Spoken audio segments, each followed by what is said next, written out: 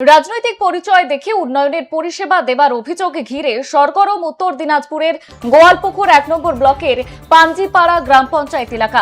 বিজেপির সমর্থক হওয়ার কারণে দীর্ঘ ৫ বছর ধরে রাস্তা সংস্কার করা হয়নি বলে অভিযোগ স্থানীয় বাসিন্দাদের। এমনকি রাস্তার দাবিতে প্রতিবাদ করায় কয়েকজনকে জেলও খাটতে হয়েছে বলেই দাবি তাদের। গোয়ালপুকুরের হলদি ভিটা থেকে মালা বস্তি পর্যন্ত প্রায় ১ কিলোমিটার রাস্তার বেহাল দশা নিয়ে চরম দুর্ভোগে স্থানীয় মানুষজন। এলাকাবাসীদের অভিযোগ, দীর্ঘ ৫ বছর ধরে এই রাস্তাটি চলাচলের অনুপযুক্ত হয়ে থাকলেও প্রশাসনের কোনো রকম হেলদোল নেই।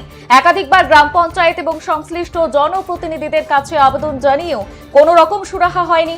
গ্রামবাসীদের বিস্ফোরক দাবি, প্রশাসনের তরফ থেকে তাদের সাফ জানিয়ে দেওয়া হয়েছে, বিজেপি করো তাই রাস্তা হবে না। আর এই ইস্যুকে কেন্দ্র করে শুক্রবার এলাকায় তীব্র উত্তেজনা ছড়িয়ে পড়ে। স্থানীয় বাসিন্দা এবং বিজেপি নেতারা তৃণমূল নেতৃত্বের বিরুদ্ধে ক্ষোভে ফেটে পড়েন। গ্রামবাসীদের অভিযোগ, রাস্তা সংস্কারের দাবিতে সরব হওয়ার কারণে তাদের রাজনৈতিকভাবে হেনস্থা করা হচ্ছে, এমনকি জেল খাটতেও হচ্ছে। আসন্ন দিনগুলিতে সমস্যার সমাধানে নতুন সরকারের হস্তক্ষেপ কামনা করেছেন এলাকাবাসীরা।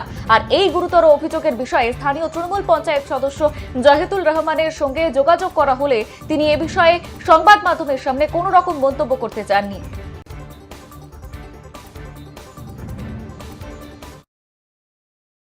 কেন বিক্ষোভ দেখাচ্ছেন, কি অভিযোগ আপনাদের? আমরা বিক্ষোভ দেখাচ্ছি এই কারণে আমাদের রাস্তা বেহাল হয়ে আছে, আর বিশেষ করে আমরা বিজেপি করি, তারই জন্য আমাদের জন্য যে রাস্তা করে দিচ্ছে না। সব হচ্ছে এই জায়গা যে টিএমসির কার্যকর্তা যতগুলো আছে সবাই বলছে ওই কথাটাই যে তোমরা বিজেপি করো, তোমাদের রাস্তা বিজেপির থেকে আদায় করে নেওয়া।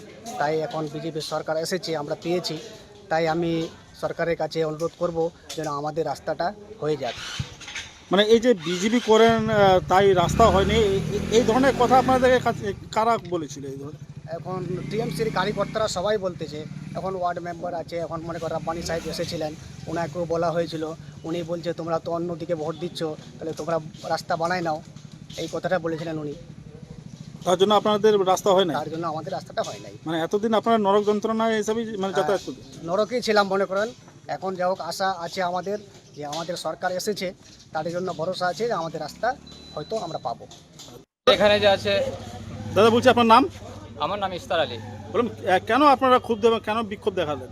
আমাদের এখানে যে আছে, আমরা যেহেতু বিজেপি পার্টি করি, ওই কারণে যে আছে এতদিন ধরে যে আছে টিএমসির যে আছে মানে কার্যকর্তা যারা ছিল তারা বলছে যে এরা বিজেপি করে, এই কারণে আছে আমাদের এখানে যে আছে কোনো রাস্তা আমাদেরকে শুধু মানে বলেছে যে তোমরা বিজেপি করো, তোমাদের রাস্তার কী দরকার আছে, তোমরা বিজেপি করো, তোমাদের এখন বিজেপির সরকার আছে, তোমরা বিজেপি সরকারের কাছে আবেদন জানাও। আর আমরা বিজেপি করেছি, তার কারণে আছে আমাদের এই রাস্তার বেহাল হয়ে আছে এখন বর্তমানে। মানে এই রাস্তাটা কতদিন ধরে বেহাল? রাস্তা মোটামুটি আছে 5 বছরের আগে যে আছে মোটামুটি করে আছে রিপেয়ার হয়েছিল, ওই হালকা ফালকা যে আছে বেড মিসাইলগুলো দিয়ে যাচ্ছে এ করে তারপর থেকে যে আছে বেহাল হয়ে আছে, এখন অব্দি যে আছে চলার উপযুক্ত হয়ে নাই, মানে আপনারা দেখতেই পাচ্ছেন। এই যে